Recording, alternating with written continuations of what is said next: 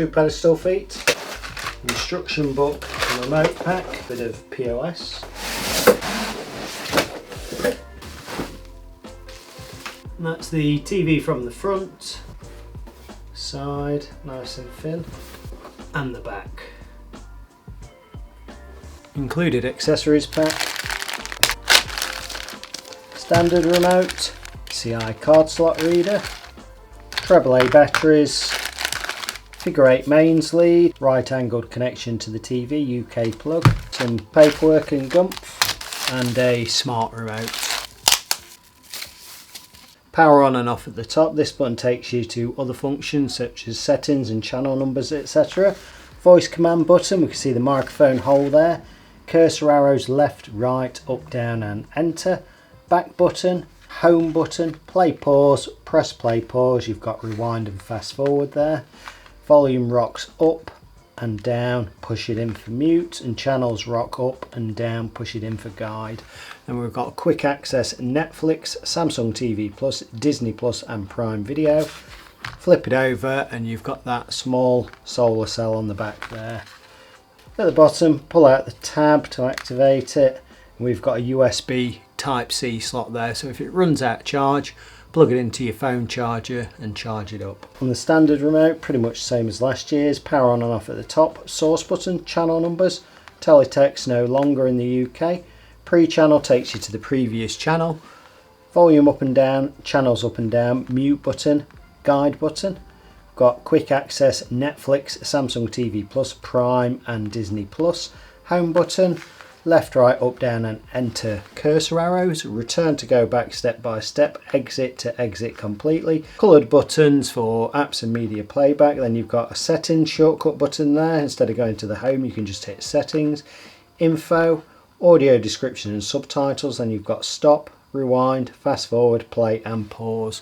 So if you're on apps, playing back whatever, you can pause, play, fast forward and rewind using those buttons. Flip it over, pop the back off and AAA batteries into the back there. Quick look at the quick setup guide. At the top, listed the inputs on the TV, unpacking it from the box on the various different sizes. Methods of getting the TV ready to install the feet or stand on the back. There again, inserting those feet onto the TV, powering it up, and a list of critical or key dimensions of the TV on the back there, from the 43 to the 85 inch. At the bottom, just a quick bit about the VESA mount sizes, from the 43 again to the 85 inch. 2 included feet, pedestal, stand, whatever we call it. 2 plastic grey feet there, not that exciting, but they do have this sort of switch on them or chip, so flick it up there, it'll elevate the TV by an extra inch. So that's whatever it stood on to the bottom of the TV will increase by an inch. If you've got a sound bar or whatever, it just increases the height of the screen so the sound bar is not blocking the remote sensor or the screen itself. TV now laid on a large flat surface as per the quick setup guide. I'm using the actual supplied box and polythene sheet just to protect the front of it. 2 positions there for the feet to go into. They are marked left and right, but the feet aren't marked and they are symmetrical, so it doesn't matter which one you put in which. Just as a quick example, with this little chip thing here, if I flick that up with the sound bar, slide it in like so, and then for the other one, have that chip down. We can just see the height difference there. And if I measure it, whatever it stood on, clearance to the screen, in that position, it's about 44 millimeters, 1 3/4 inch. Or in that position there, so if we did have a soundbar, we can increase that to 2.5 inches, or about 64 mil. So it gives you maybe 20 mil increase then in height. Looking at the connections running down the side, 2 USB sockets, one marked at 0.5 amp, one marked at 1 amp for hard drive disk usage. So plug your HDD in there and you can record live TV or record TV while you're not watching it. Wired internet or LAN, HDMI 1 and 2 there. 2 is enhanced audio return channel, so put your sound bar or AV receiver system into that. It will feed the audio back and control the audio device. FreeSat or satellite connection, and terrestrial aerial. Then connections going horizontally into the back, HDMI 3, so that's 3 HDMIs in total, and digital audio optical out there. Peel that sticker off to pop the CI card slot reader in, but in the UK we don't use them. And then further towards the back there we've got the figure 8 mains input. Onto the dimensions, 43-inch model. Across the top of the TV there, 96.5 centimetres or 38 inches. Feet, which are quite wide apart, but I'll put a link there now. Universal pedestal stand. You can buy a universal pedestal stand on Amazon and have a nice central base, and you can even have one that swivels as well. Look, anyway, 67 centimetres or just under 27.5 inches, maybe 26 3/8 of an inch. Depth of those feet, 17.5 centimetres or 7 inches. Thickness of the TV is 25.7mm, just over an inch. Whatever it stood on to the bottom of the TV, it's about 45mm, so flick that switch and it will raise it up maybe 20mm. VESA mount pattern on the back is 200mm by 200mm. Distance, centre of that first hole, maybe 16.5 centimetres from the bottom of the TV to the first VESA mount hole. M8 12 to 15mm bolts, but if you have got longer bolts, just stick a few washers on. Now I've got the TV wired up to wired internet, aerial, mains and HDMI from a Sky Q box, so I'll do the peely thing and get the screen protector off.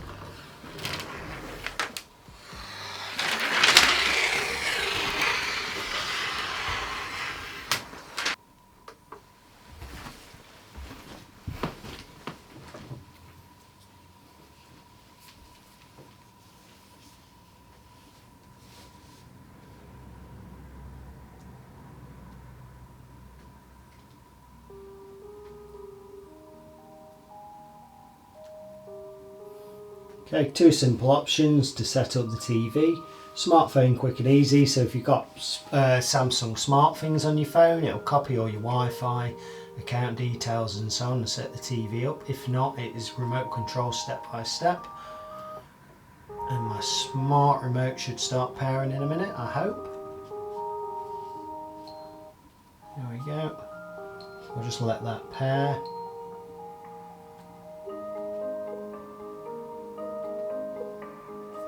Pop a pin in for future setups.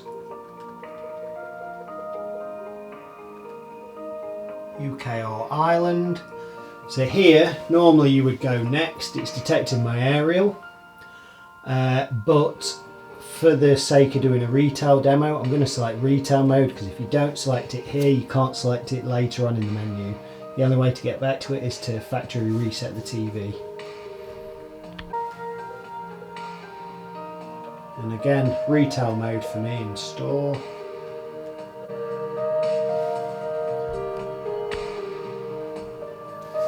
Wired connection, successfully connected to the internet. I'm just going to agree to that and say OK. Now start setup. So here, you have to now sign in. So if you want to get your apps, media playback, all that stuff, you need to sign in.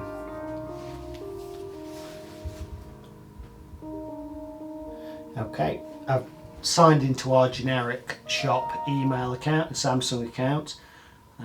Obviously skip that bit off, but your next step will be your voice service. And I usually just go Bixby for this, especially if you do actually have other Alexas in the house, because share to the TV, they're all going to go off, but Bixby works well enough.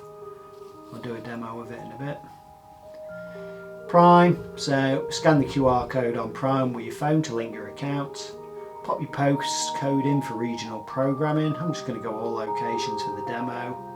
So we can see there we've got Sky paired with the Samsung remote network and our generic shop account.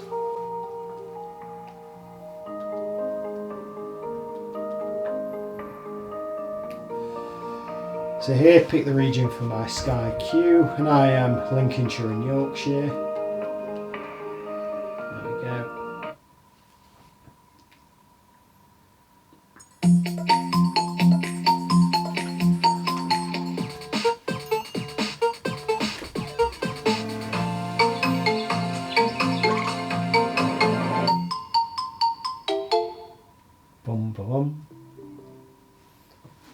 Okay, I'm going to let it go straight to its retail demo.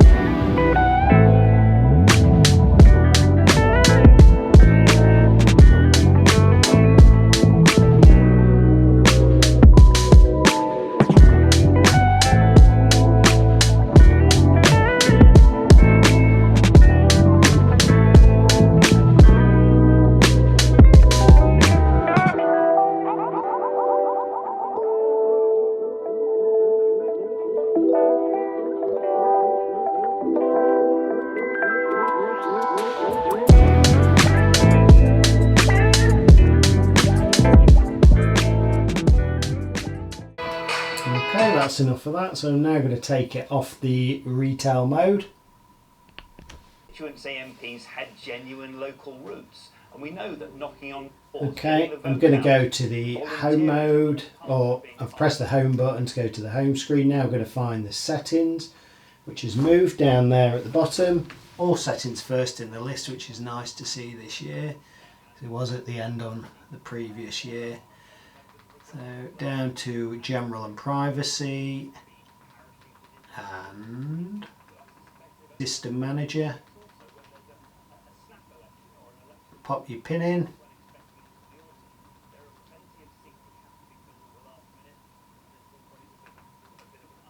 And back to home mode. So the screen looks a lot better now picture wise. And what I'll do the settings next. So down to power and energy saving, brightness optimization I'm turning off. Some people may wish to have that on at home. It should automatically adjust the backlight there to suit the ambient lighting in the room. Motion lighting, turn off because it's trying to mess about with the brightness to save a bit of power here and there. Screensaver I can leave on. Auto power off, I have that on at home. Inactivity standby, no one presses the remote for a while, it will turn off, but in store we leave it on most of the day. Remote grip sensor, how to hold the remote correctly, not bothered about that. That's it for that menu. System manager, no. Okay, start screen options. For me, when I start it, I want to go to the last input I was on, whether it was live TV, PlayStation, Netflix or whatever, not to the home hub, but that is personal choice. And auto run multi-view mirroring I turn off as well, because if I'm casting a phone, iPhone or Android or whatever, I want it to come on full screen, not split screen with TV side by side, but personal choice again. Onto the picture, I'm going to put that to standard and just dim my camera down. So that is standard for the demo. So you've got expert settings there and picture clarity, just see what we're set to. Just going to put that to custom, and one thing I am going to do, noise reduction myself, I turn all that off. And that can cause the soap opera effect. It's trying to look at any digital noise, imperfections and make it better. So you might get a slightly better picture, but when it's moving it can appear slightly unnatural as well. Okay, so that is off. On the sound, Q Symphony setup there, if you've got Q Symphony soundbar.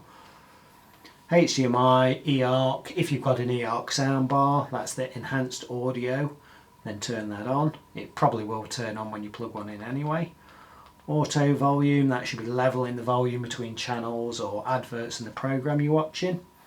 That's up to you. Digital output, So there, if you do have an audio device, say a soundbar or an AV receiver system, set that to pass through, because if you're watching Dolby Digital or Atmos on Netflix, it wants to pass it through as Dolby Digital or Atmos and not PCM, because PCM will just give you stereo sound. So I'll leave it at that, and I'll shut my mouth and we'll have a bit of live TV. 80 years from D-Day, and D-Day was 80 years from the American Civil War, which kind of puts some context to it, doesn't it? The first of the 2 days of events began this morning in the UK and France. Here's a pull together of some of the things that we've been watching.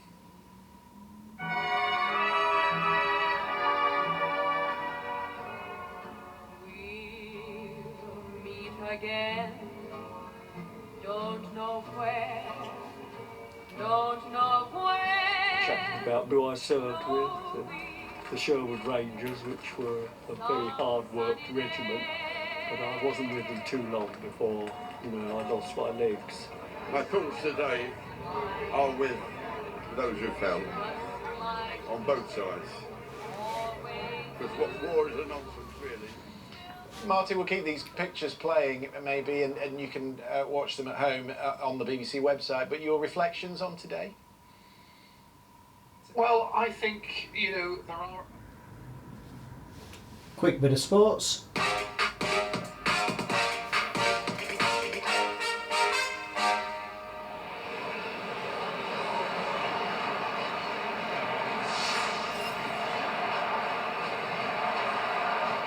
Here come the two teams, Manchester United against Inter in the International Champions Cup.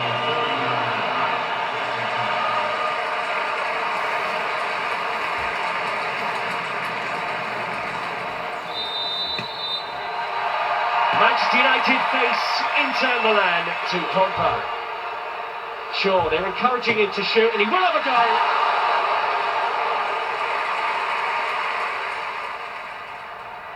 Pogba does get it back. Rashford, Pogba.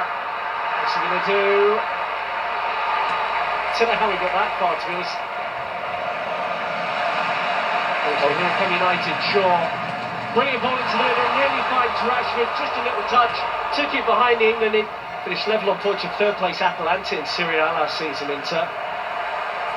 Brozovic, swept deep, and was missed by De Gea.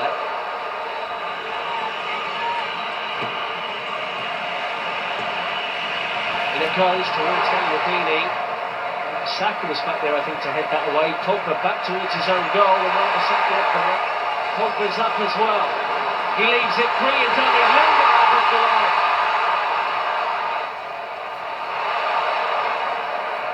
Brilliant skill from Pogba. Where's he going? Wonderful. Why not? Good save from Handanovic. He's right. Shaw. Did well when Cardi was exiled from the team. Wan-Bissaka chopped down right into the penalty area.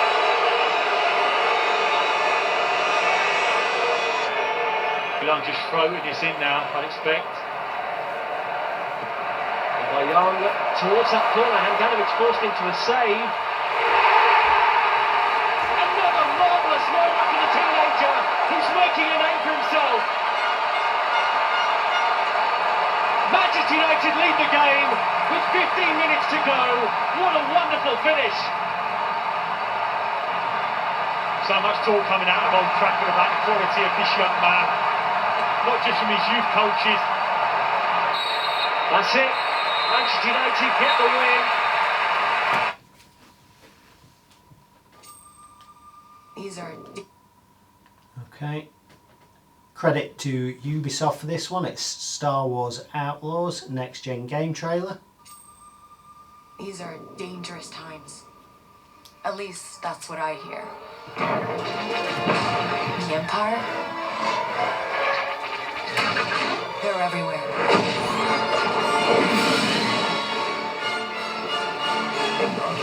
But the world here belongs to the syndicates.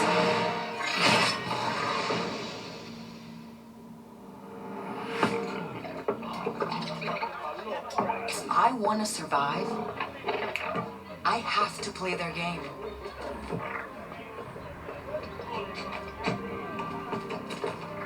Looks like I'm all in. She's in here somewhere. On second thought, I'm out.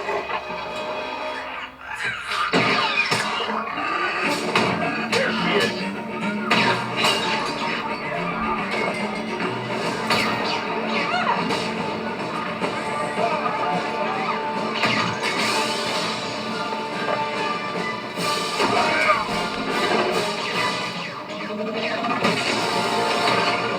I've been held back my whole life. And now, I just need a chance to finally be free. Wherever that takes me. I'm here to offer you a way out, okay? Get off my ship, Jalen. Give me a chance. You're gonna have to trust me. It'll be dangerous, risky. But if you pull this off, you'll never look over your shoulder again.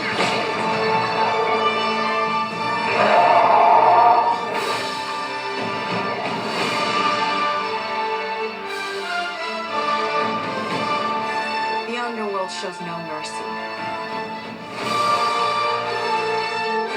But it's a big galaxy out there, and I'm gonna risk it all.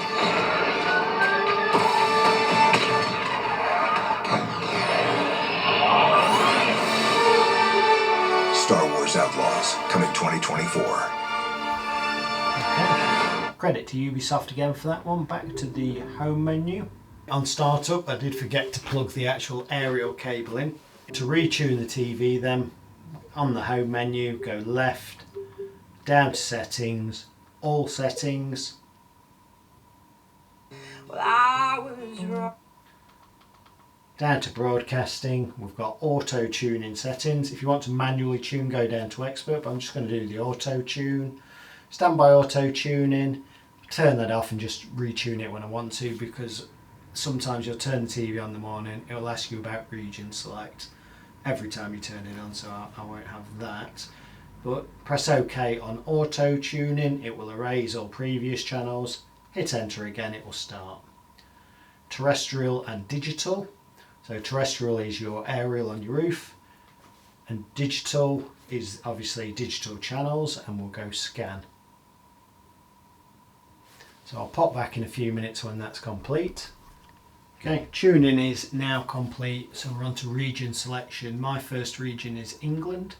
My aerial is pointing to Yorkshire, and then we close. Additional regions not really important, so I've just left it as Leeds.